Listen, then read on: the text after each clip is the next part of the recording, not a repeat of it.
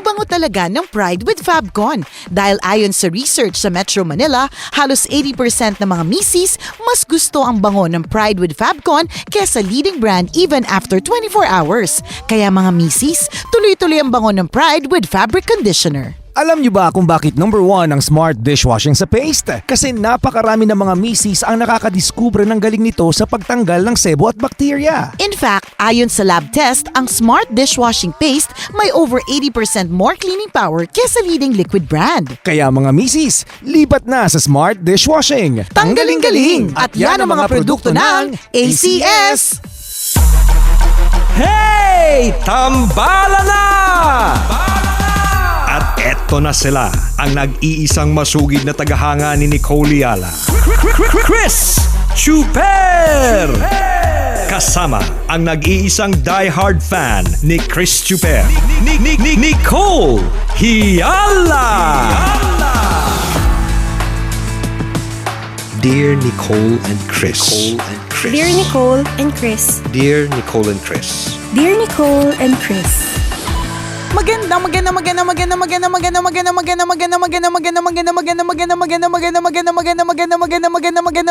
morning, Luzon, Visayas at Mindanao, Metro and Mega Manila. Kumusta naman po ang inyong Christmas parties? Hoy, sinong nanalo sa grupo ninyo, sa opisina ninyo? Yan, China Oil. Ay, sino nagpauso ng China Oil? Sana Oil, tapos naging China Oil. Ngayon, sana all. Anyhow, sana all nanalo ng matitinding mga papremyo. Sana all bongga yung party, no? Oo nga. Pero may mga iba partner, no, na instead of having a party, yung company mismo nila, they opted to have a simple gift giving. Totoo yan. May mga Okay din at naman okay yun. din naman yun. Pero hindi mo rin naman pwedeng husga ng isang kumpanya kung mas gusto niyang mag-celebrate ng kanila. Correct. As opposed to having an outreach program, 'di ba? So kanya-kanya talaga 'yan. 'Di ba? Kasi minsan yung mga ako naniniwala kasi ako partner that it's also important na to take care of your ano yung English na partner? Yung bakuran. Anong English yung bakuran? Take care of your fence. Mali ka naman, ang bagal mo naman. Take care of your fence. Hindi ba garage? Pwede rin. Na mahalagang pangalagaan mo din kung sino yung nasa bakuran mo. Yan. 'Di ba? Kasi halimbawa, yan meron yan. Gets mo partner. Halimbawa partner, meron akong kakilala na yung organisasyon nila o yung ano nila, yung company nila, very fond of giving sa mga less fortunate, mga ganon. Ano nila yon?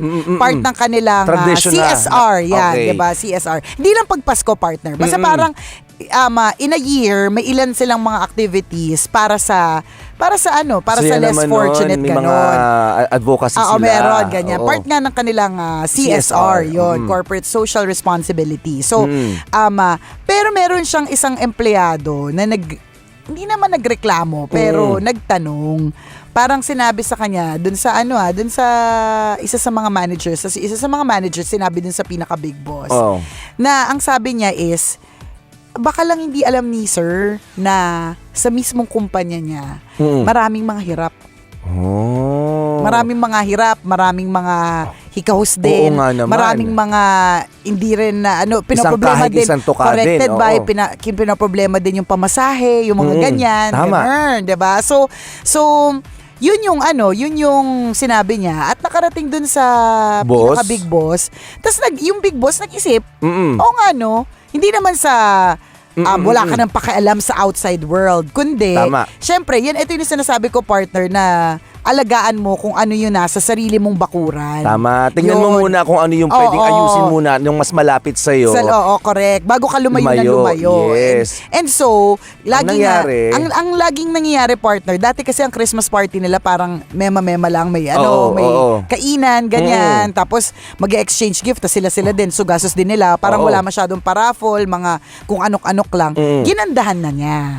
For this year, ginandahan niya na. Kasi nga, gusto mong mag-give mag-give back din sa mga sarili mong empleyado. Kaya wala lang, ang bawat tao talaga may kanya-kanyang kwento, ang bawat kumpanya, organisasyon may kanya-kanyang kwento. Hindi mo pwedeng i-judge ang isang kumpanya na bakit sila ganyan. Oo. Samantalang gano'n, gano'n. di ba? Correct. Actually. Hindi nyo naman pera yung ginagastos doon. Actually. Di Parang, ba? well, typical na sa ating mga tao, ganun eh. Di ba minsan nga sinasabi natin, bakit ganyan siya magpa-celebrate? Baon naman sa utang Kaya yan, di ba? nga, totoo yan. Ano pakialam nyo? Gusto nilang baon sila sa utang. Bakit ba? Ang importante, masaya sila sa birthday nila. Hindi, tsaka, Diba? kung man baon siya sa utang, problema niya na yung kung paano niya babayaran. Tama. Pakialam mo. Di ba? Ang mahalaga sa kanila is siguro yung mga taong yan yung mga, ang important sa kanila is the present. Hindi na nila pinaproblema yung future. Kasi mamaya mo niyan wala na future. Hindi na makapag-celebrate ever. Alam mo, last celebration niya na pala celebration. yun. Di, syempre, tinodo niya na, di ba? Wala lang, parang minsan talaga ang mga tao sobrang daming opinion. Parang ito lang, kaka-post ko lang recently, partner. Di ba nagkaroon kami ng garage sale. Di ba matagal na ko nang kanikwento sa area to, partner, na gustong-gusto kong magkaroon ng oras na mag-sort out ng mga gamit, mag-declutter ng mga gamit, tapos ang hilig pa naman ito ni partner sa mga abubot. So, ang hilig ko sa abubot ito yung first garage sale mo. Ever, diba? Naming pamilya. So, isipin mo, simula po yung mga damit nung grade 4. Nung grade 2, partner. Grade 2 na mga end of December. Specific masyado. Diba? So matagal naipon yung mga abubot niya. Hindi grade 2. Simula nung bago ako magkaroon ng anak. Okay. So isipin mo yung katawan ko bago ako mabuntis kay Princess, 114 pounds, extra small. So ilang years ago na yun, partner, na nakalipas, 2013. 6 years ago. 6 years. So may mga, hindi lang ako yan, I'm sure ikaw din, Kabisyo, may mga damit ka na 6 years na hindi mo na nagagamit. Yung umaasa ka pang papayat ka. Tapos hindi naman nangyayari, di ba? Tsaka yung mga damit na yun, wala na din sa uso. Tsaka yung mga leather shoes na yan, hindi mo na pwedeng isuot. Yan. Hindi, tsaka higit sa lahat, wag mo nang isiping papayat ka pa ng ganong kapayat. Di ba? Kasi kung papayat ka ng ganong kapayat 6 years ago, sana pumayat ka na. Bakit lumagpas pa yung umanim na taon na? Hindi ka pa pumapayat. So, ibig sabihin, yung mga damit na yan, meant to be for other people. So, pwede mong ipamigay, pwede mong iukay, pwede mong i-garage sale. So, finally, nagkaroon ako ng moment, partner. Hindi pa din tapos, parang feeling ko may part 2 kasi successful yung part 1. So, masayang-masaya kami, yung mami ko, partner. Sobrang maligaya siya kasi siya talaga yung nag-volunteer. Siyempre, siya mag-uwi nun pera eh. Hindi, tsaka siya, gusto niya yun eh. Sasabihin niya, ako nagtrabaho dito, sa akin dapat ang kita. Hindi, tsaka partner, gusto niya yun. Meron kasi siyang, ang tawag niya sa sarili niya, meron siyang lucky charm for business eh. Okay. So, tsaka gusto niya nagtitinda-tinda yung mga ganun. Gusto niya may siya. ganyan siyang ginagawa. So, para sa kanya, aliw na, talagang siya yung tumutok dito, partner. Talagang simula October yata sinasabi niya na hanggang sa kinukulit niya ako ng kinukulit, kailan na, ganyan. Kasi nagpadala na ako ng mga damit sa kanya, tapos wala rin akong date, yung mga ganun, tapos siya talaga nangulit. So, nung nagkaroon ng garage sale, talagang lang, partner, lunchtime lang ang pahinga na 15 minutes, bumalik siya kagad sa pwesto. Bibong-bibo talaga. Ganado si mama. Ganado talaga, para nakainom na 3 galon ng energy drink. So, masayang-masaya siya. Pati yung mga kapatid ko. Kasi first time namin magbenta ng ganon. So masaya pala siya. Magkano kinita ulit? Yung bazaar. Mga basa. Basta Teka naman. Para naman libre dyan si mama. Magkaka-part 2, partner, definitely. Kasi maganda yung outcome. Kaya pala, partner, yung mga iba, parang minsan iniisip ko kapag Pasko, sabi ko, bakit kaya yung mga tao, sali sila lang sali sa bazaar? Nakakapagod naman. Di ba sila napapagod? I mean, nakakapagod talaga ingress, egress, during, lahat yung competition. Hahakutin. Siyempre, lahat ng paninda mo doon, hahakutin mo. Tama, pero yung pala kasi talaga, kung magtsatsaga ka talaga, kikita ka eh. Kasi, alam mo, partner, kung hindi tsinaga na nanay ko, hindi kami kikita ng ganun. I mean, nang nakaupo or naghihintay lang, hindi eh. Totoo. So, tsaka nakaka-enjoy din naman siya. Lalo na pag nakikita mong bumibenta yung mga produkto mo. Nakakatuwa siya pag may mga nagtatanong, ganyan. Ang di lang nabenta sa akin, partner, yung high heels. Pero alam mo, partner, yung mga panty ng anak ko nabenta. Pero nakakaloka kasi may mga naka-display pala doon na bra ko. Sabi ko, ano ba yung nakakahiya? Itago nyo nga yan. Teka, nabenta ba yung bra mo? Hindi, tinago ko, partner. Pero kasi alam mo, surprisingly, may mga bumibili talaga ng mga ganun eh. Kasi siguro, pag halimbawa, sobrang mahal. Alam mo, partner, ito ang totoo sa mga nanay. Minsan hindi na nakakabili ng bra nila kasi nga mas Sobrang mahal. Mahal than usual yung mga magaganda. So minsan yung iba talagang bumibili na sa ukay kasi Kaya magkano yung mga lang. kaibigan ko, sinabihan ko eh. Yung mga, Wag na magbra. Para wag na mamoblema. Pinoproblema nyo pa yung pambili ng bra. Huwag na kayo mag-bra. Total naman, ang likod at harap ninyo ay isa. Kaya yun, pag nagkikita-kita kami, parang sabi wala na, lang. ginawa pala. Hindi, pero alam mo seriously, ang ginawa ng walang bra. Sa totoo lang, alam ng lahat ng mga nanay yan. So, surprisingly, may mga bumibili pala ng ganun. Okay. Na mga bra. So, bakit nalala ko dati yung nanay ko nung mga wala pa Bumibili kami din pera. siya sa ukay. Sa palengke. Mga gamit na bra. Tapos ang Correct. ginagawa niya, pagdating sa bahay, pinapakuluan niya. Oo, tama. Sabi ko, Nay, ba't gagawin ba nating ulam yung bra mo? Bakit nasa kaserola natin? Lagyan ko na ba ng patatas? Nilagang bra. Sa bagay, partner, yung lasa nun. Ay, Yung isa. alat nun ay iisa. Nakakaloka. Sabi niya para daw matanggal yung yung kung saan man kasi siya galing. Oo, di mo alam kung naman anong alam. skin disease meron yung gumamit niyan. Correct, halimbawa, ako, partner, hindi man ako naglalaban ng bra, tapos binenta ko. Good luck Malamang naman. nagsusot ngayon kating-kati na. Pero surprisingly, pero tinago ko yung mga bra ko pag hindi ko siya binenta. Kasi nandun husgahan ka. Oo, baka husgahan ako eh. Tapos, alam mo yung, ano ba yung size mo, Nicole? Ganyan. May mga ganun pa doon, nakaka-conscious talaga eh, di ba? So, yon. Pero surprisingly, may mga bumibili na ng gamit na panty, mga gamit na medyas. Yung mga akala mong wala nang saysay. Correct. Pwede mo pa pala mabenta ng 5 piso, 10 piso. Doon ko nga na-realize na ito pala yung mga eksena ng mga Chinese na kahit konti ay parang konti Kahit ang maliit. pero madami. Kasi hindi pag namin nagsama-sama yan, oo, malaki na rin. pala. So hindi namin na-notice kasi hindi naman siya yung parang dinagsa talaga na parang van yung mga dumadating. Hindi, parang yung mga napapadaan, yung mga ganun. Tapos before we knew it, ilang libo na pala yung kinita namin, 'di ba? So Nice naman nun. nakakatuwa siya. So isang magandang bagay na Kaya huwag pwede ka magugulat, bukas makalawa, yung aparador niyo wala nang laman. Wala na naman. Binenta lahat ng nanay ko. Nawili. Na-excite. Tinakot lahat ng gamit sa Oo. aparador. Pati yung anak wala ng damit. Nakakaloka. Tsaka alam mo, partner, lalabas din talaga yung iba't ibang ugali. Pag halimbawa pala, ikaw yung seller, Oo. makikita mo yung iba't ibang ugali ng mga buyer. Totoo yan, Meron dyan totoo. na talagang Yung iba't maarte. ibang kwento. Meron dyan parang ang arte-arte, wala naman palang pambayad. Meron dyan mayabang, nasasabi, madami akong pera ha, Oo. bilhin ko yan lahat. Tapos babarating ka naman in the end, di ba? Tapos meron dyan na hindi nagtatanong, gusto lang nila. Tapos Totoo. bibili na lang nila. Yung mga Minsan ganyan nga ba? daw yung mga makikita mo kung sino yung mga nagpapanggap lang na mayaman Oh, eh. dahil As in, sobrang mamintas pero kita-kita mo naman na Oo. sa itsura tapos pag naniningil ka na ng pambayad, ang tagal-tagal magbayad. Correct. Barat-barating ka Oo, pa. barat-barating ka talaga kasi meron akong kaibigan siya may catering Nagbebenta. services. Okay. Ganyan. So ang daming demand sa kapag gusto ko yung kaldereta ko ganito, maraming patatas, may cheese sa ibabaw, ganyan. Tapos nung singilan na ang tagal-tagal magbayad. Daming haner. Oo, ang daming explanation, ang daming excuses. Yung pala. Oo, samantala yung mga may pera naman daw talaga, marunong maka-appreciate. Oo, Ang sarap true. ng kaldereta mo. Kahit Kaya pala walang nga. keso, masarap din Oo, pala. di ba?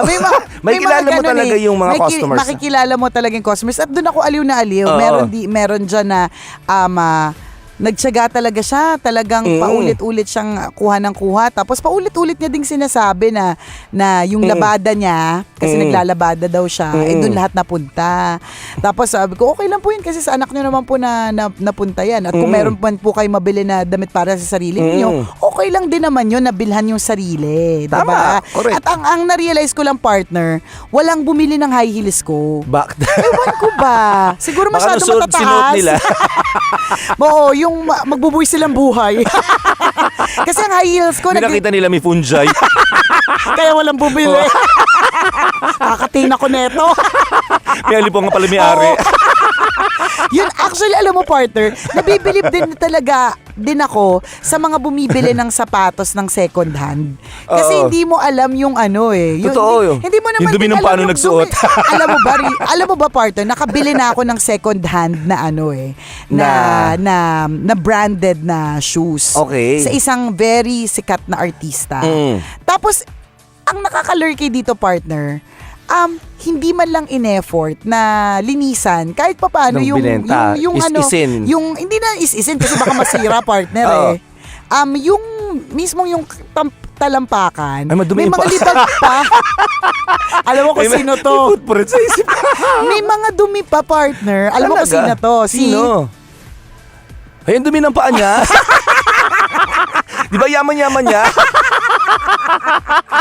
Na-imagine ko, yung sapatos Diba? na nakabakat yung paa sa loob. Ganon. Oo, yung basta may bakat pa ng mga toes. Okay. Tapos hindi ko alam kung may iba namang gumamit, di ba? Or baka sinabi Baka lang naman kasi sinukat na napakaraming ng mga tao iba. na. Baka lang. Kaya lang, di ba, kaya anyways, na-amaze lang ako dun sa mga Oo. bumibili ng second hand na sapatos. Kasi, parang, kasi yung damit, yung mga bra, pwedeng ilublob sa kumukulong mantika, di ba? Para Pwede matanggal yung pakuluan. germs. Oo, pwede Oo. pakuluan. Pero yung sapatos, paano? How do you disinfect? Oo nga, no? Di ba? Wala Paano lang, kung nakakaaliw. alipungahin talaga yung gumamit niya. So, Kaya nahawa ka nga. na ng fungi.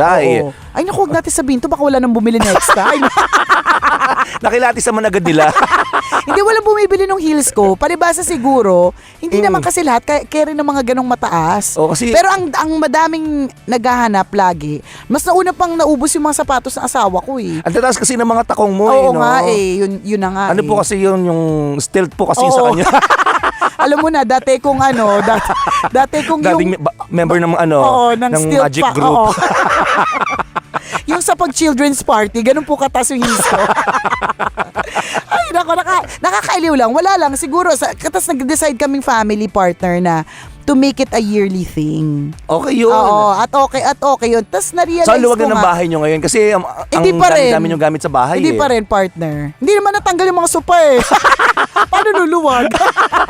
Ganun pa din parang feeling. Tsaka hindi yan naubos. Pansinin nyo, ilang beses na kayo nag-donate, pero parang hindi naubos yung damit ninyo. Ilang beses na Tama. kayo ang dami naming nabenta, partner. Pero parang madami pa din. So naisip namin parang it's going to be a yearly family thing. So naisip Maganda ko yan, din, no? at naisip ko din na sabi ko, kwento ko nga dito sa Tambalan na pwede nyo rin po talaga kasing gawin yan. 'Di ba? At marirealize mo na, o nga no, pwede pa pala akong kumita. Totoo yan. Ganun. Kasi minsan ang dami po nating gamit sa bahay. Minsan nakakapagpasikip na kahit parang anong gawin mong linis, kahit gaano ka kasipag maglinis ng bahay, kung sobrang daming gamit pa rin, parang hindi naman nababawasan yung dumi. So ngayon, pwede nyong simulan na, benta na natin to. Kung hindi nyo naman napapakinabangan na ng ilang taon, 'di ba? Pakinabangan na ng ibang tao. And at the same time, kikita ka pa. Oh, 'di ba? Pwede kang kumita. Oh. Tapos Ano sabi ng mga tao? Saan? Sa business mo? Sa 2-day garage sale? Oo. Okay naman. Ang dami nag-wish na sana merong online. Hindi ako marunong eh. Tsaka pa, ang iniisip ko lagi part, halimbawa, 100 pesos lang yung damit, okay, 150. Tapos yung tawag doon, yung pa-deliver, 90. Oo. Hindi ka rin nakamura. So para saan pa, 'di ba?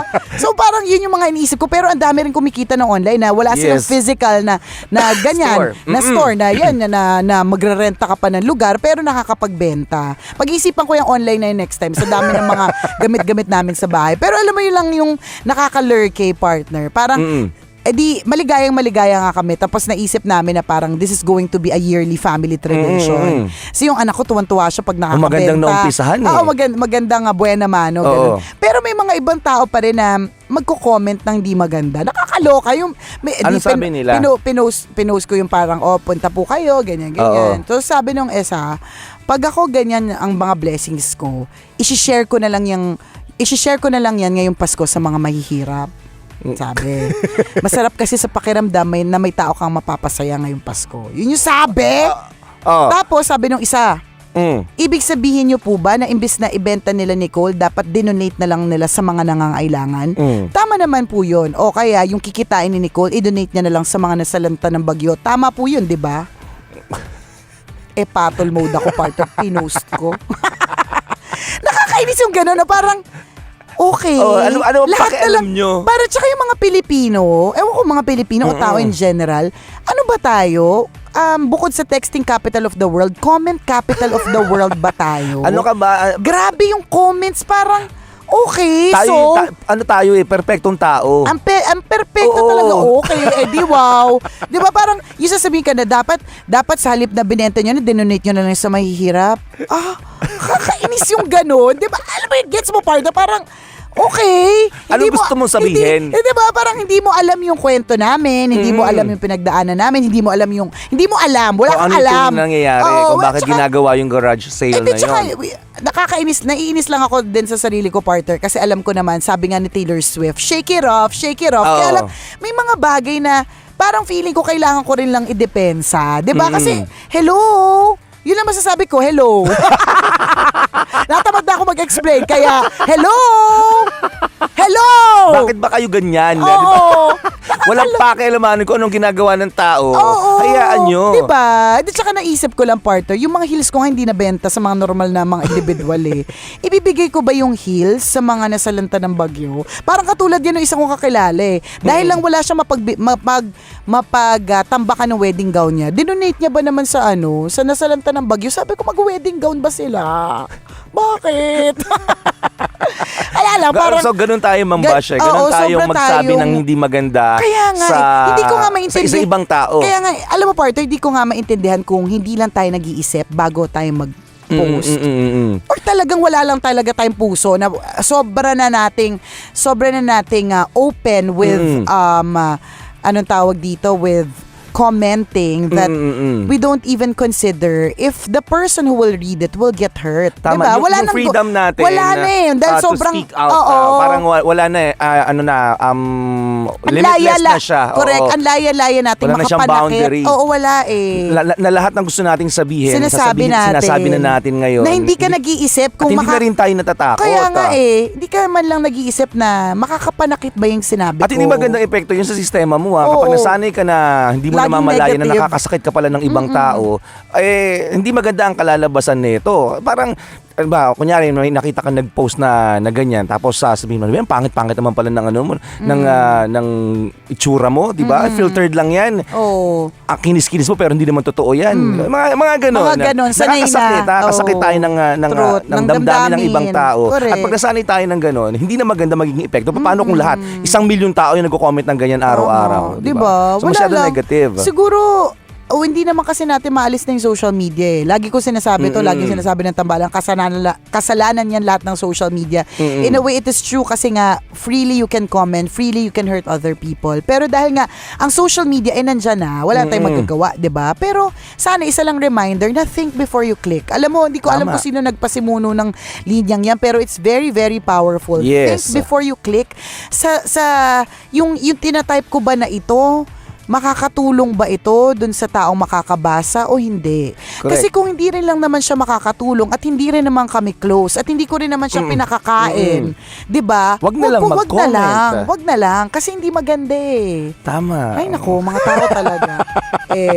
Nakakalurk eh. Tuloy mo lang yan. Tuloy mo lang yung pag-business mo. Mali mo kung magandang kalalabasan Kitaan yan. sa second round ang iyong garage sale. Mali mo buwan-buwan na. Diba? Malay mo, mas mataas Hindi na po pa nagdi-DJ. Nakita mo lagi na sa bazaar. Mas mataas pa sa kita ko dito. Hindi natin masasabi. Malay natin. Diba? Hindi, pero back to try to make it a yearly thing. Or kahit na hindi, kunyari, wala kayong powers na magbenta or hindi ninyo forte yan, wala talaga sa sistema ninyo. Nanay ko kasi nasa sistema niya, kaya na-i-push eh. Pero kung wala talaga, then mag-sort out ka lang. Tapos tingnan mo lang kung marirealize mo na ang sarap sa pakiramdam na medyo luluwag yung yung closet lang. Tama. Diba? Sabi nga na isa nating kasamahan dito, yung isa daw nilang cabinet, kasi kinikwento ko sa kanya ito ko sa garage sale, yung isa nilang cabinet punong-puno na, hindi na nabubuksan sa dami ng laman. 'Di ba? Na matagal nang hindi na nagagalaw. Okay, tama na. Anong binenta na? Lumuwag na yung bahay nila. Nagkapera pa sila. Yeah, why not? 'Di ba? Try mo kasi madaming may gusto ng mga ganyan, 'di ba? Tama. Mga kabisyo, maraming salamat sa pagtutok sa amin ngayong araw na ito. Mamayang 9:00, isa na namang kwento mula sa ating Mahiwagang Burnay ang ating mapapakinggan. Muli ako po si Nicole Yala. At ako naman si Cambio King Chris Chuper. Na nagpapaalala, una magdasal ka para mabuhay ka. Pangalawa, mag-toothbrush ka para mabuhay naman ang iba. Yun! Ang programang Walang Problema, Hey Tambalan na, ay hatid sa inyo ng Bear Brand! Naku, napakaganda ng naging kwento mo, partner. Actually, success story yun for you eh. Yung makabenta ka ng maganda sa isang garage sale. Diba? Yan ang mga dapat natin ginagayaan, mga kaibigan, na Mga dapat success stories. Yan. tinutularan. Kagaya ng kwento din ni JV Kalayag. Ay, may super duper favorite ni JV Kalayag. Si JV na dating junk shop boy tapos graduate ng electronics engineering. Yon. Tama. Isipin mo, bata pa lang, pinagsasabay na ang paglalako at pag-aaral. Alam mo, partner, dyan sa kwentong yan ni JV Kalayag, talagang maiisip mo at mapapatunayan mo na ang mga bagets kailangan turuan ng tibay. Hindi lang Tama. tibay ng pag-iisip, kundi tibay din ng pangangatawan para Tama. abutin ang mga dreams nila. Kaya doon na tayo sa tibay na mas pinatibay pa ang New Bear Brand 45 Powdered Milk Drink. Ngayon dinagdagan ng zinc versus previous formulation, tulong laban sa sakit. More din ang calcium versus Brand X base sa Rennie 4 to 6 years old, tulong sa tamang paglaki. At syempre, huwag kalilimutan ng Bear Brand, may iron at 100% vitamin C base sa Rennie 4 to 6 years old. Basta basamahan lang ng 3 balanced meals araw-araw. Kaya mga mommies, tulungan patibay ng mga bagets araw-araw dahil pag may tibay, kayang magtagumpay. New Bear Brand 45 Powdered Milk Drink. Patunay na sa tibay, may tagumpay. New Bear Brand 45 Powdered Milk Drink is not suitable for infant feeding and is not a breast milk substitute. Partner! Yes, partner! Nakakatuwa yung mga nakatanggap na ng mga Cherry mobile phones this Christmas, no? Oo naman. Talaga namang Cherry Days of Christmas na talaga.